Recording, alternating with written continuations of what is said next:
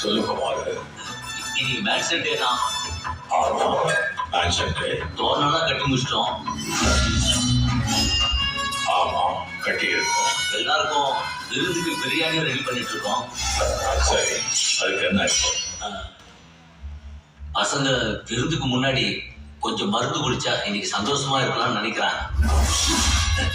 மருந்தா? யாருக்காவது இருமலா குமார்? டேய், என்கிட்ட வாங்கி அவனை பேச்சு பேசுறீங்களா? இப்ப பேசுடா.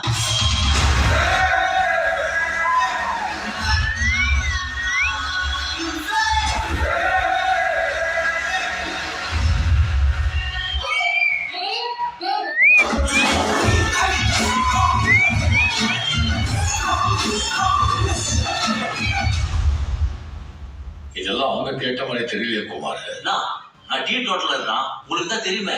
ஆமா ஆமா ஆமா.